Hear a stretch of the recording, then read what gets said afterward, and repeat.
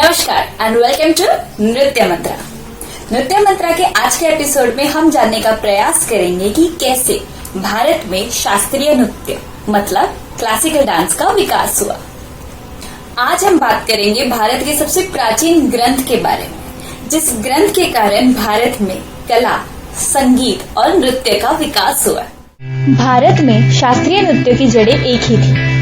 इसी संदर्भ में इनके जड़ों को 200 BCE और 200 CE के मध्य में रचित नाट्य शास्त्र से जोड़ा गया है। नाट्य शास्त्र नृत्य और संगीत के सिद्धांतों का एक अद्भुत ग्रंथ है। प्रेजेंट में जो भी म्यूजिकल टोन है वो या उनमें से कई सारे इसी ग्रंथ पर आधारित है। नाट्य शास्त्र में कुल 8 रसों का वर्णन किया गया है, जो नृत्य के दौरान अलग अलग भावनाएं पेश करने में मदद करता है। जिनमें से पहला है श्रृंगार रस, जो प्रेम को दिखाता है। दूसरा है हास्य रस, जो परिहास को दिखाता है। तीसरा रस है करुणा रस, जो शोक, दुख को दर्शाता है। चौथा है वीर रस, जो उत्साह को दिखाता है। उदाहरण के तौर पर वीर तुम बड़े चलो। पांचवा है रौद्र रस, जो क्रोध को दिखाता है। छठा रस है भयानक रस, जो भय को दिखाता है। सातवां है विभत्स रस, जो घृणा को दर्शाता है। और अंत में 8वां रस है अद्भुत रस, जो आश्चर्य, विस्मय को दिखाता है। इन्हीं 8 रसों को मिलाकर रसानुभूति का निर्माण होता है, जो नाट्य शास्त्र में नृत्यों का एक मजबूत पिलर माना गया है। कालांतर में श्री अभिनव गुप्त ने 8 रसों में एक नए रस को शामिल किया, जो था शांति रस, जिसका अर्थ है शम, निर्वेद।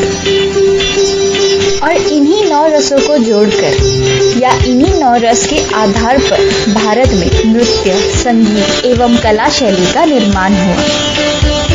नाट्य शास्त्र यह ग्रंथ वर्ल्ड के ओल्डेस्ट ग्रंथों में से एक है, जो संस्कृत में लिखा गया है। थिएटर आर्टिस्ट और क्लासिकल डांसर्स आज भी नाट्य शास्त्र को traditional encyclopedia of performing art मानते हैं। नाट्य शास्त्र के कुल 36 अध्याय हैं। पहले अध्याय में नाट्योत्पत्ति के बारे में बताया गया है। दूसरे अध्याय में मंडप विधान देने के पश्चात अगले 3 अध्यायों में नाट्य आरंभ से पूर्व की प्रक्रिया का विधान वर्णित है। छठे और 7वें अध्याय में रसों और भावों का व्याख्यान है, जो भारतीय काव्य शास्त्र में प्राप्त रस सिद्धांतों की आधारशिला है। 8वें एवं 9वें अध्याय में उपांग एवं अंगों द्वारा प्रकल्पित अभिनय के स्वरूप की व्याख्या कर अगले 4 अध्याय में गति और कर्णों का उपन्यास किया है।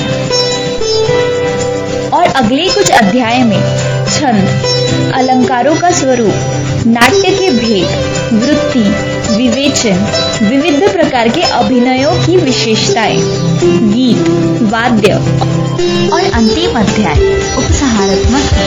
भरत मुनि द्वारा रचित नाट्य शास्त्र के आधार पर हमें ये पता चलता है कि नाटक की सफलता केवल लेखक के प्रतिभा पर आधारित नहीं होती, बल्कि विभिन्न कलाकारों और कलाओं के सहयोग से भी होती है।